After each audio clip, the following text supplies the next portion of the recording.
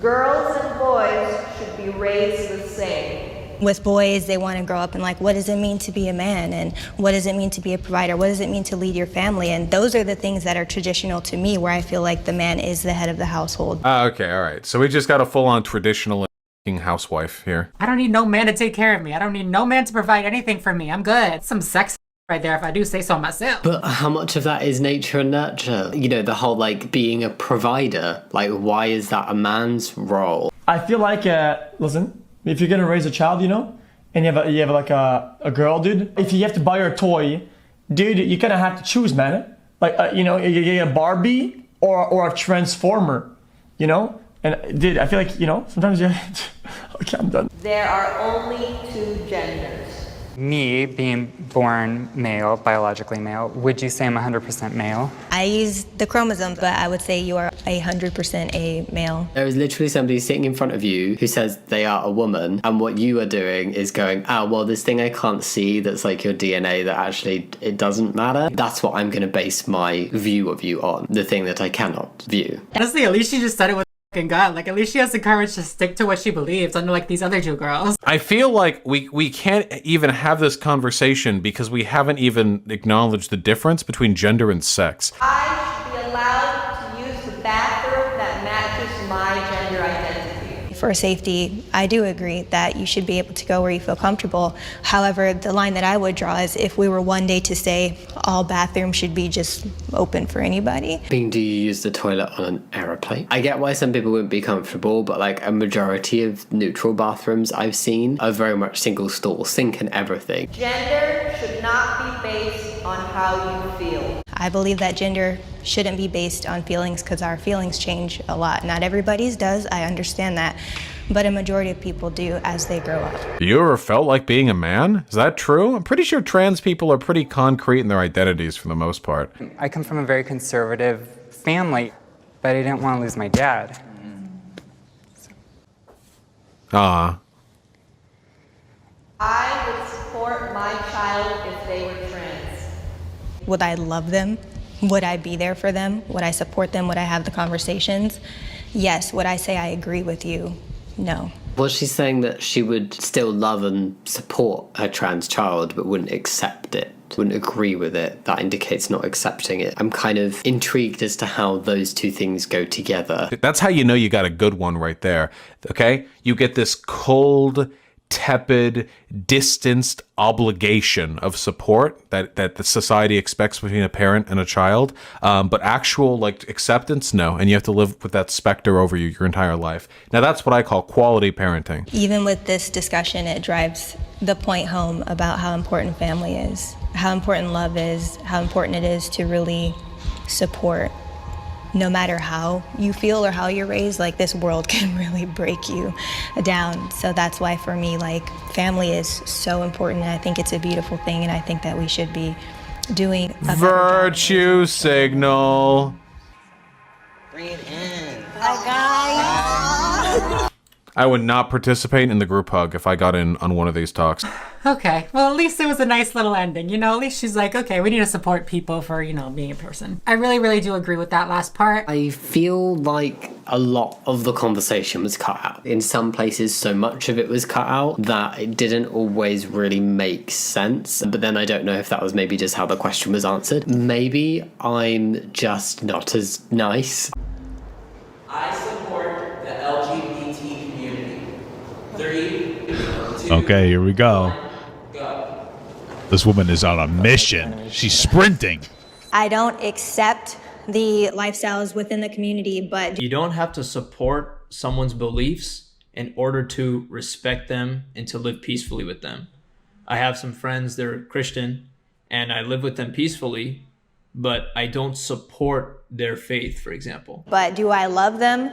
Do I want the best for them? I absolutely do. Do I think that we should be mean to them in church? Do I think that we should shun them from church? No, and I'm sorry that you guys had that experience, because that is awful, that is horrible. No one should go to a church and feel like you need to run away from it. Whew, this lady's out here speaking some truth. You know, it's amazing to me and the boldness of this lady, because this would be a scary situation to be in, at least for me. That's exactly what I'm talking about. Like, she hit it right on the head. Yeah, you shouldn't go to a church and feel like you need to run away from it. Jesus would say that he came for the sick, not those who were righteous. He came to rescue the lost. No one actually shunned me. It was more like this, more like, I love you, but like God kind of wants to like send you to hell. What are your options if they and the theology itself clearly defines these actions in the support of these actions as prohibited, and the most you can do with these people is, hey, you know what you're doing is a sin, this is wrong, right? But I still respect you, I love you as a human being. That is understandable. She is in no way saying, oh yeah, but you're going to hell and I'm just pretending to be fake and nice to you. That's not at all what this lady, I think, was saying. You don't think that I should not marry a woman that I love? I'm not saying you should be alone. I'm saying at the basis of anything, I want you to be who God created you to be. And I know that for you, you're believing that I was created this way to love this way. But I would actually wonder, because you're like, well, I want to love who I want to love. There's that attraction. But it's like, where do you draw the line? When I'm a grown man, I like little boys. Can we just acknowledge that that's the dumbest argument? Where do you draw the line? Kids. I try right after kids. You know what I mean? Like, we got kids and then we got adults, and I put the line like right there. And I know that you don't agree with that, but there are lines, because if we go by how we... You know that's not the same. I know you don't agree with that, and I know that it is the same. I think the LGBT is like a huge topic within the Christian community. Wait a minute. Okay, because baby girl, you don't win. You don't okay. I see, now listen, I see where she's going. I see where she's going with it. We went from something that's a choice that's sinful to something that's illegal, and you can't compare a legal issue and just a normal sin issue. It's the same thing as like somebody who smokes cigarettes versus somebody who's a hardcore meth addict. They both have consequences, but you can't put somebody who, you know, does something that's legal in the same category as somebody who's actually like committing a crime, which speaks of a whole different level of corruption in their lives. And so that's not fair at all. All right, so they want to draw the line at consenting adults. What about grown siblings that are attracted to each other? Or polygamists? They're all consenting adults. Why can't they be allowed to love the people they choose to love? There is no consistent argument that the LGBTQ community can mount against these groups, who also have their own particular sinful desires. That's why the letters in their acronym keep expanding. I would date someone who isn't Christian. 3, 2, 1, go.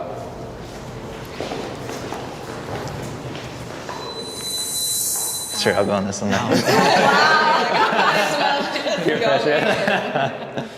I am married. I've been married for almost 10 years to a Christian man. For me, what I feel in the Bible that God describes as a Christian family is two people, husband and wife, who are devoted to serving the Lord together. And we need somebody to come alongside us who is helping us to pursue our purpose and our calling in Christ. It's totally possible and often happens that people of different religions, or someone who's a Christian and that doesn't have a religion at all, are able to still work together and are able to still help people grow in their faith.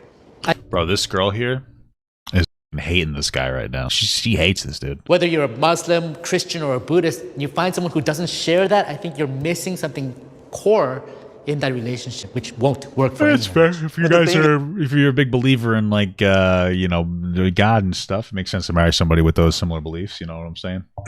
So, makes sense. The thing is, when you break down so many of the major religions, a lot of the tenets are the same, and we kind of believe the same thing inherently. But that's where I disagree. I think we're very different. What I personally believe about Jesus is not shared with other religions. No one else agrees 100%. With that. High five! Christian high fives all around. This is the whitest thing I've ever done. Hello and welcome to a video that I never thought that I'd be making. It's me, Yellow Sweater Girl, circa 2019, Jubilee Middle Ground and Jubilee Spectrum. So I asked you guys on my community tab 6 months ago if you wanted me to talk more about my experience with Jubilee and if I felt like it was worth it and what questions that you had. Let's just go back in time. It's 2019. I'm a huge fan of Jubilee, specifically their Middle Ground series, and I look to see their description box and I see, do you want to be a part of the video? We're casting. So I apply thinking they're never going to find me. They're never going to pick me for anything.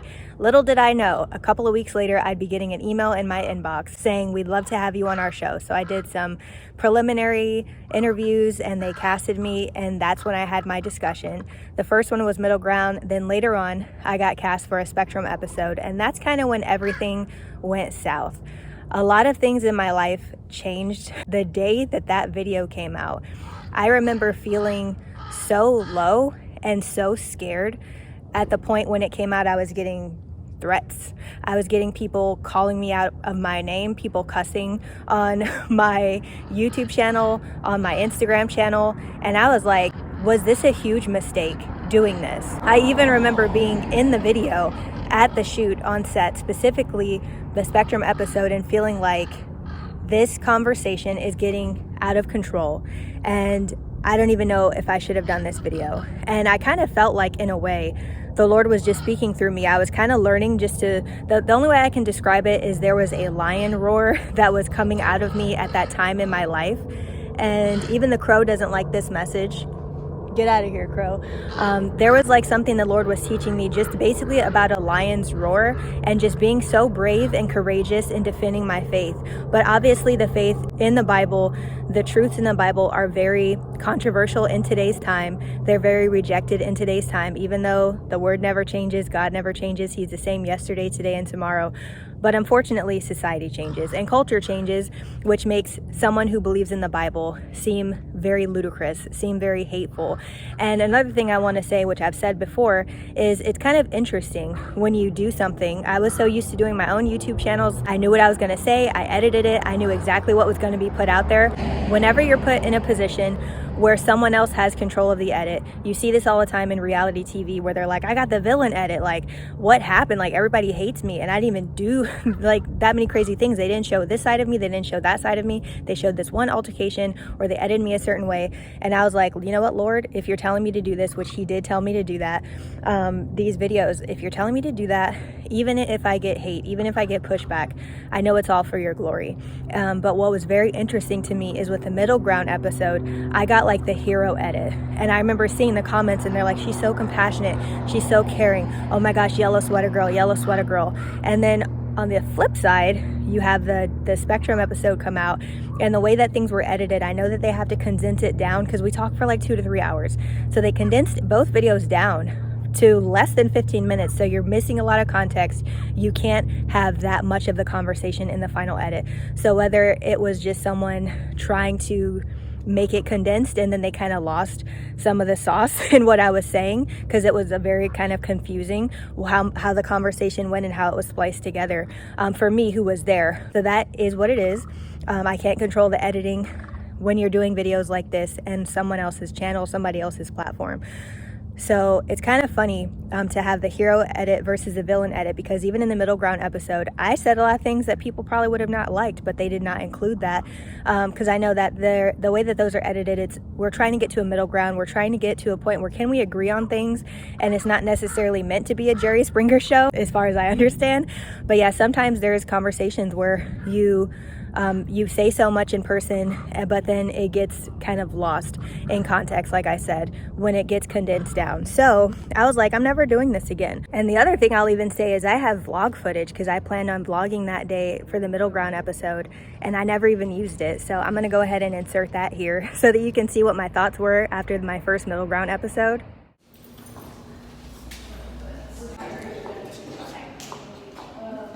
So I just finished. It was intense.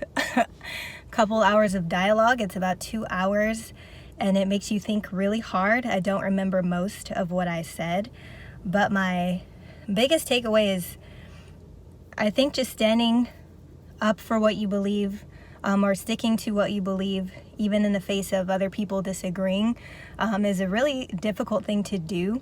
You don't want to offend people, you don't want to hurt them, but you also have to keep like, okay, I'm gonna jump in and make a point and try not to forget what I'm like talking about and everything, especially when you just feel like under pressure. So it was definitely something that stretched me and made me grow. I'm definitely glad that I was a part of it. But yeah, it was pretty intense and I don't remember a lot of what I said, and it'll be interesting to see the final cut because they do cut them down quite low to like a very short amount of time for what they edit it down to for like the hours of footage that they have. So very interesting, very appreciative. Oh, I wanted to show you something that I gave everybody and they really liked it. Without love, we have nothing. Is that backwards? Without love, we have nothing. So that is what I gave out. I got them just in time because my husband was like, you should take him to set tomorrow. That would be great. And I was like, oh, that was a genius idea. Let me do that. And everybody was like, oh my gosh, I love this. So that was cool to have like a parting gift. And it was just a really awesome experience. And God is continuing to open up doors and opportunities to things that freak me out a little bit. But you know, if you're not going, you're not growing. That is a terrible slogan. If you're not learning, you're not growing. If you're not willing to push yourself, you're not growing. Either way, a lot of growth is happening to me in 2019 already. But yeah, let me know what you guys think. I'm signing off like I'm signing off. This is going to be a part of another video. So anyways, it is hot in this car and I'm about to drive home. Okay, bye. And I actually also vlogged my Spectrum episode. I got a little bit of behind the scenes footage, but I was looking today and I noticed that it wasn't there anymore. And I remembered that I had deleted it because I was so traumatized. I was like, I don't even want a record of this day, of anything that I'm doing, of the set and the video. It was just like hurting my feelings like so bad. So I don't even have footage from that day anymore. I deleted it. I didn't promote that I was in the video. I felt embarrassed that I was in the video. I felt scared that I was in the video. There was a lot of regret that I almost had, but I was like, I know that the Lord told me to do this. And even like the yellow sweater girl thing is kind of interesting because I remember looking at videos and I'm like, everybody's always wearing muted colors. Like nobody really stands out. And I remember when I got casted in these videos, the Lord made it very clear, you need to stand out. And there was a certain cardigan that I had just got earlier in that year and the Lord was like, you're going to wear that. And it was like a marigold, golden, mustard yellow. Similarly, I wore a yellow sweater on the Spectrum episode and I knew it would stand out. And it was supposed to stand out and the Lord told me he wanted me to stand out. And I was like, okay. And so yellow sweater girl, I hate yellow sweater girl can go somewhere, making threats against yellow sweater girl. There was just a lot of things that happened where I was just like, I actually gave away my yellow sweater, that cardigan that I wore in the Middle Ground episode, because I was just so traumatized by the experience. And I'm not even saying that Jubilee did anything wrong.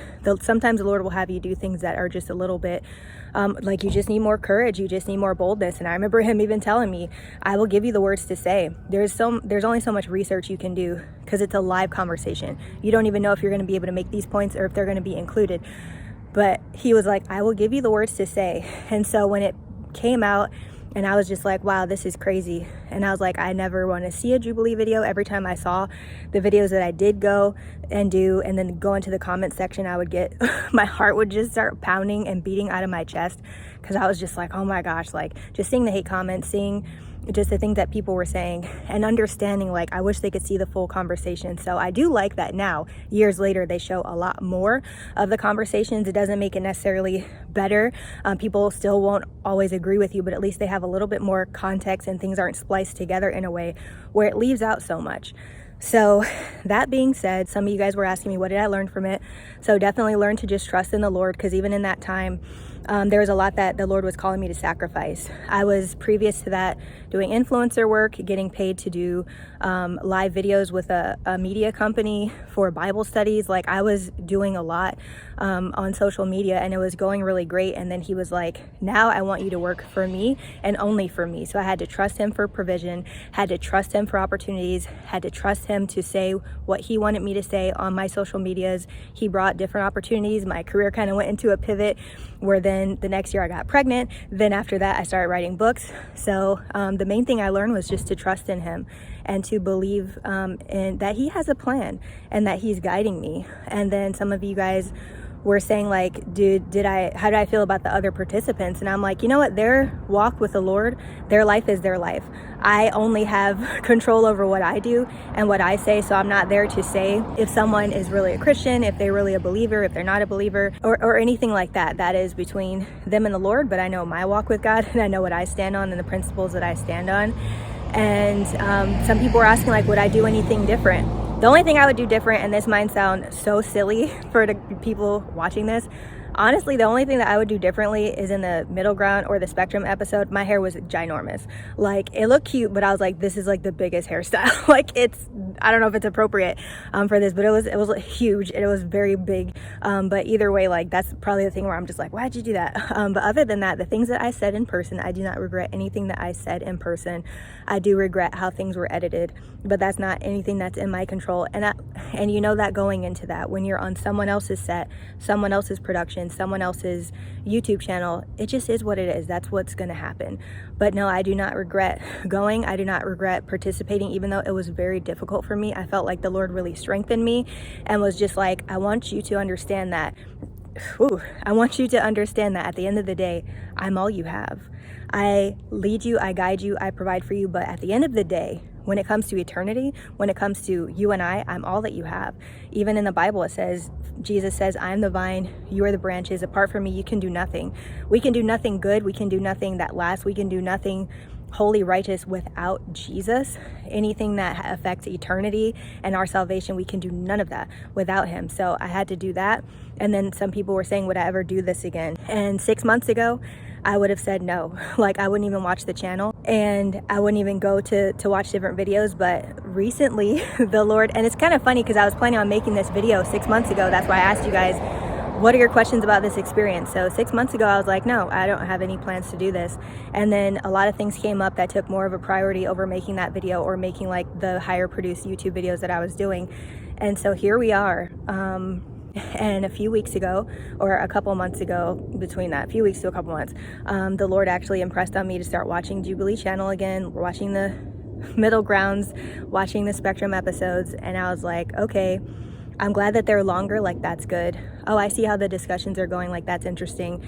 And then he told me to apply. And I was like, well, I can apply and I can never get chosen. I applied. They emailed me very quickly. I interviewed, and today I am about to walk into set again. I have no idea how this conversation is going to go. And if you want to watch the latest Jubilee video that I did, go ahead into the description box and click on the link, and I will see you there. Bye.